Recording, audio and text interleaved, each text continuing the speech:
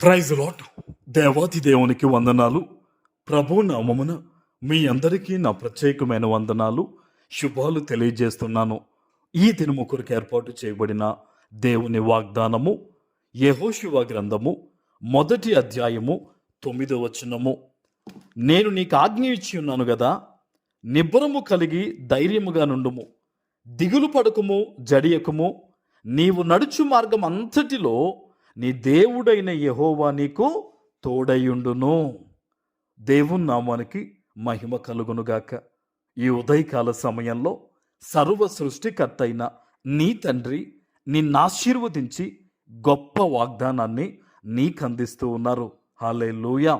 దేవాతి దేవుడు అంటూ ఉన్నాడు, నిబ్బరము కలిగి ధైర్యముగా ఉండు.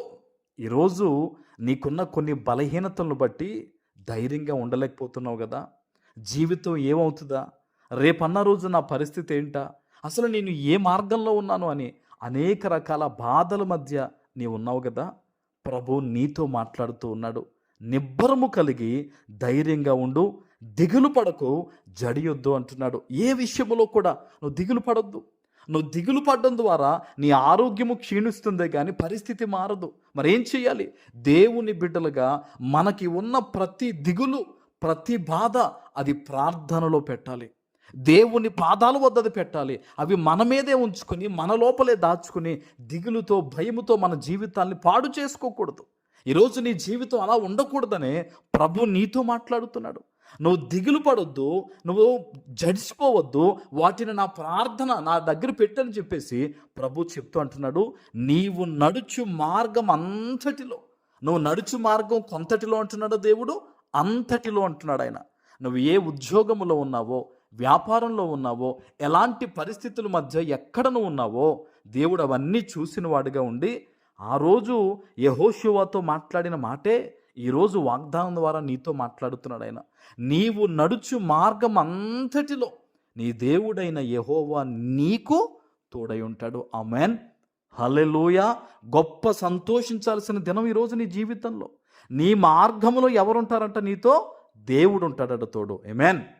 సర్వ సృష్టిని సృజించిన దేవుడు ఈరోజు నీతో ఉంటారని ఆయన మాటిస్తున్నాడు. ఆయన నువ్వు ఈరోజు ఈ వాగ్దానం ఎత్తిపెట్టి ప్రార్థన చేస్తే దేవుడు ఖచ్చితంగా నీతో ఉంటాడు. కొంతమంది వాగ్దానం వింటారు, వాగ్దాన నెరవేర్పు కోసం ప్రార్థన చేయరు. ఆ వాగ్దానం ఇచ్చినప్పుడు ఆ వ్యక్తి జీవితాన్ని అనుసరించి కనీసం నడుచుకోరు. కానీ ఈరోజు ఈ వాగ్దానం వింటున్న నువ్వు అలా ఉండొద్దు. ఆనాడు యెహోషువ నమ్మకంగా దేవుని కోసం నడిచాడు. ఈరోజు నువ్వు కూడా మాదిరిగా పెట్టుకో యెహోషువని. మోషే చనిపోయిన తర్వాత యెహోషువ దిగులు పడిపోయాడు, ఏంటి నా పరిస్థితి అని. దేవుడు ధైర్యపరిచాడు, నడిచాడు ముందుకి. ఈరోజు నువ్వు కొంతమందిని కోల్పోయి ఉన్నా, జీవితంలో ఏదైనా నష్టపోయి ఉన్నా సరే నీతో దేవుడు మాట్లాడుతున్నాడు. నువ్వు దిగులు పడొద్దు, నువ్వు జడిచిపోవద్దు. ఏదో అయిపోతుంది, అందరూ బాగుపడిపోతున్నారు, నేను ఇలా ఉండిపోతాను నువ్వు అనుకోవద్దు. నువ్వు దేవుని చేయి పట్టుకో, ఆయన మార్గంలో నమ్మకంగా నడు. అధైర్యపడొద్దు, దేవుడు చూసుకుంటాడని నమ్మి ప్రార్థనా పూర్వకంగా వాగ్దానం ఎత్తిపెట్టి నువ్వు ప్రార్థన చేసి అడుగులు వేయి. దేవుడు నీకు తోడై ఉంటాడు. ప్రతి విషయంలో, ప్రతి చోట దేవుడు నీతో ఉంటాడు.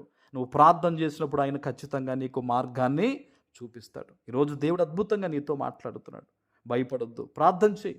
దేవుడు ఖచ్చితంగా ఈ వాగ్దానాన్ని ఈరోజు నీ పట్ల ఆయన నెరవేర్చబోతూ ఉన్నారు. ఆమేన్. ప్రార్థన చేసుకుందాం. పరిశుద్ధుడా, ప్రేమ కలిగిన తండ్రి, మీకు వందనాలు. ఈ ఉదయకాల సమయంలో మీరిచ్చిన ఈ గొప్ప వాగ్దానము ప్రతి బిడ్డ జీవితంలో నెరవేర్చి స్థిరపరచమని యేసు నామమున ప్రార్థిస్తున్నాను తండ్రి. ఆమేన్.